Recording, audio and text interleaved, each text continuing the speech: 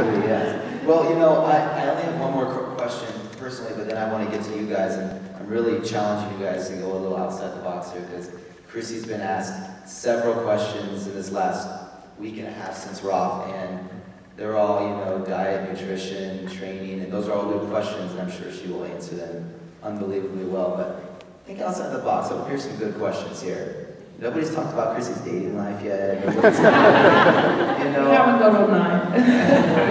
I want to hear some good questions, but the only one I really have before we go to you guys is, you know, so Roth, Ironman, world record, Kona 3 times. What is in your mind? What drives you for the next thing? What's the next thing? And with the no limits you've set on yourself, and you know, preset limits that you've had for these races, I mean, what drives you? What's next? I absolutely love this sport, and I put my heart and soul into it, and I sacrifice a lot to be the very, very best athlete that I can be. What drives me forward is, first and foremost, the opportunity to be the best that I can be, and to know that I've fulfilled my potential. And I've always wanted to do that in whatever I've done in my life, and this is no different. Just to know that I've given it 100%, and I guess it's that little seed inside that won't rest until I know that I've given that. But I'm motivated by other things now. Obviously, I'm a fierce competitor. I love to race, and the thought of victory and winning clearly motivates me. And you know, I would never try and deny that. When I first became a professional, I remember saying to my then coach, Brett Sutton, Brett, and this was like a few weeks after I started, Brett, I don't know if I can do this. I don't know if I'm cut out to be a professional athlete. And he said, why, Chrissie? And I said, it feels so selfish. It feels so self-indulgent. I'm just swim, bike, and running, and everything I'm doing for me. And all he said was, just you wait, Chrissie. Within a couple of years, you'll be able to affect more change than you ever thought possible. And that's all he said. And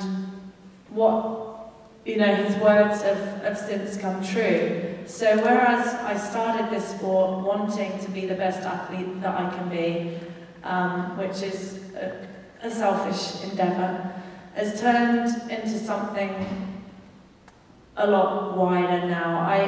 I don't just race for me anymore. I feel that I race for a wider cause. I race to inspire and encourage, especially women and girls in the sport. I race for the charities that I support. I race to roll across the line for John Blaze. And all of those things drive me each and every single day and kind of lift my spirits and give me the energy that I think I need to perform. And I guess I think that's why I'm improving, because I'm not racing for a paycheck, and I'm not racing for 15 Ironman victories or this world record or that world record. Yes, it's important, but it's not the be-all and end-all. I'm now racing to leave a legacy, and to leave a legacy that I hope will last long after my records are broken.